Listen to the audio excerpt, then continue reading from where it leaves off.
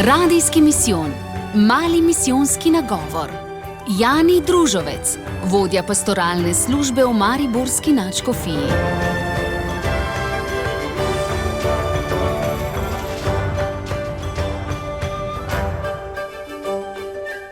Drage poslušalke, spoštovani poslušalci radijskega misijona na valovih Radia Ognjišče. Priznam, nisem kaj prida pomorščak. Tudi svoje trenutke za polnjenje duše veliko raje najdem v hribih, kot na morskih valovih. Zato je bil zame prav poseben izziv, ko so me lani fantje iz župnijskega pevskega zbora povabili na jadranje. Nisem šel zaradi ljubezni do morske vode, temveč zaradi ljubezni do njihove družbe. Morje bo pa pač malo za zraven, sem si mislil. No, bilo je več kot samo za zraven.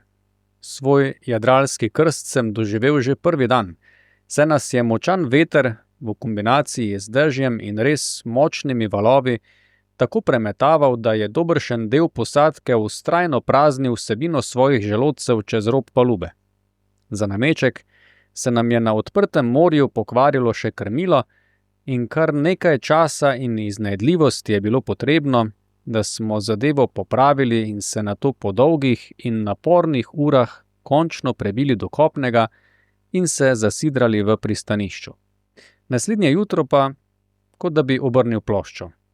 Rahel, ugoden veter, ki nas je gnal naprej, pa še ta je popolnoma potihnil v mirnem zalivu, kamor smo se že zjutraj zasidrali in nato na krovu jadrnice obhajali sveto mašo.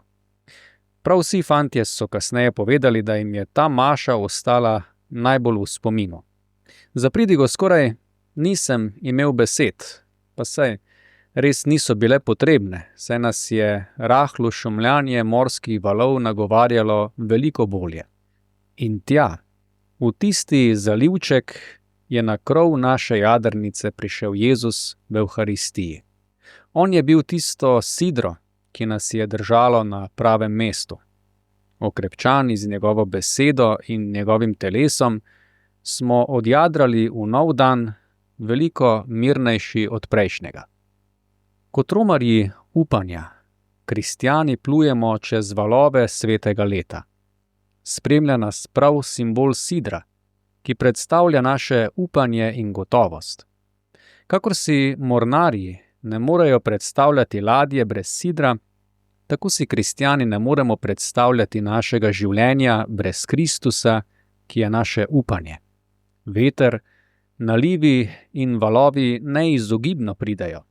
Toda prav zaradi Kristusa in njegovega odrešenskega dela smemo v srcih imeti tolikšno upanje, da ga noben strah ne more premagati. Vsebina Jezusovega odrešenskega delovanja se začne z njegovim učlovečenjem, torej tem, da druga Božja oseba, sin nebeškega očeta, postane človek, nam enak po prav vseh lastnostih, razen po zaznamovanosti greha. V naši veroizpovedi, ki letos praznuje 1700-letnico, to resnico izpovedujemo z besedami: Verujem v enega Gospoda Jezusa Kristusa, edinorojenega Sina Božjega, ki je iz očeta rojen pred vsemi veki in je Bog od Boga, luč od luči, pravi Bog od pravega Boga, rojen, neustvarjen, enega bistva z očetom in je po njem vse ustvarjeno, ki je zaradi nas ljudi in zaradi našega zveličanja prišel iz nebes. Nicejski cerkveni zbor škofov je leta 325 s temi besedami natančno opredelil Jezusovo vlogo v zgodovini odrešenja. Jezus, katerega ime v hebrejščini pomeni Bog rešuje, je sprejel nase človeško naravo, ne da bi pri tem izgubil svojo božjo naravo. Z učlovečenjem ni postal nekaj vmes ali nekaj manj, je pravi Bog in pravi človek, in ne kakšen polbog po vzoru grške mitologije ali zgolj človeški posvojenec, ki ga je Bog oče malo povzdignil nad druge ljudi. Učlovečenje je torej skrivnost čudovitega združenja božje in človeške narave v eni sami osebi besede. Osebno me glede te velike skrivnosti Jezusovega učlovečenja najbolj nagovarja odlomek iz 2. poglavja Pavlovega pisma Filipljanom, ki v nekaj vrsticah v poetičnem stilu opisuje njegov spust z višav do globine sramotne smrti, nato pa z vstajenjem ponoven dvig nazaj v očetovo slavo. Takole pravi: Čeprav je bil namreč v podobi Boga, se ni ljubosumno oklepal svoje enakosti z Bogom, ampak je sam sebe izpraznil, tako da je prevzel podobo služabnika in postal podoben ljudem. Po zunanjosti je bil kakor človek in je sam sebe ponižal, tako da je postal pokoren vse do smrti in sicer smrti na križu. Zato ga je Bog povzdignil nad vse in mu podaril ime, ki je nad vsakim imenom, da se v Jezusovem imenu pripogne vsako koleno biti v nebesih, na zemlji in pod zemljo in da vsak jezik izpove, da je Jezus Kristus Gospod v slavo Boga Očeta. Morda je ob vsem tem najbolj na mestu tisto najpogostejše in tako preprosto otroško vprašanje: zakaj? Zakaj je Jezus storil vse to? Zakaj se mu je bilo treba odpraviti iz udobnih nebes, se soočiti z vsemi tegobami naše človeškosti, predvsem pa zakaj iti tako nizko, vse do najsramotnejše smrti na križu? Preprostemu vprašanju sledi preprost odgovor: ker ni šlo drugače.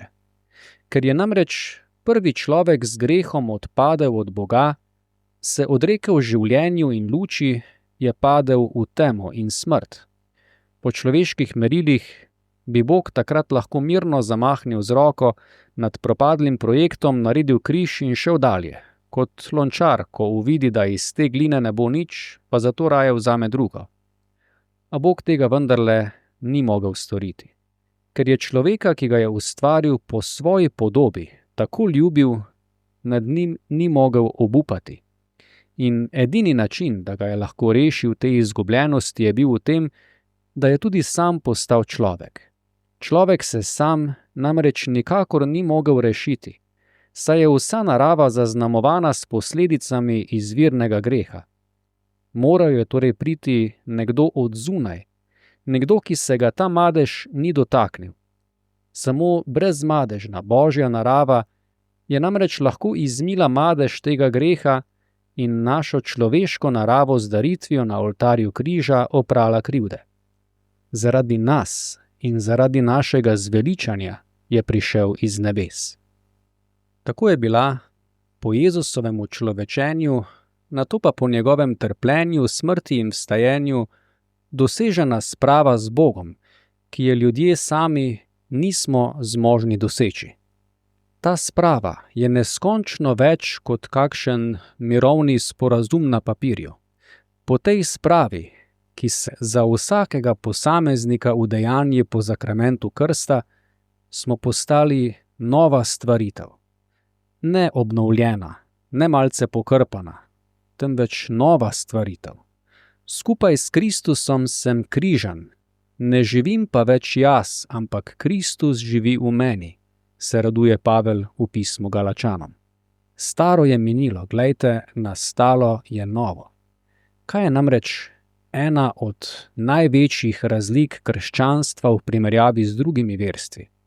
Praktično povsod gre za to, da je treba slediti nekemu nauku ali filozofiji, da spremeniš svoje vedenje in svoje vedenje.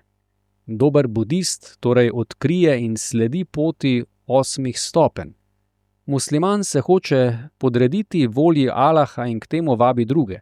Tudi konfucionist želi slediti nauku svojega ustanovitelja in spremeniti svoje življenje po njegovem vzoru. Jud pa želi, da bi vsi sledili zapovedim iz Mojzesove postave. Vse lepo in prav. Kaj pa krščanstvo? V krščanstvu pa ne gre samo za spremembo mišljenja ali moralnega ravnanja. V krščanstvu gre za spremembo bitja, postati nova stvaritev. Kristus namreč ni prišel zato, da bi nas naredil bolj prijazne, dobre ali pridne, čeprav bi marsikdo to lahko pomislil. Jezus je prišel zato, da bi nas pobožanstvil, da bi bili deležni njegove božanske narave.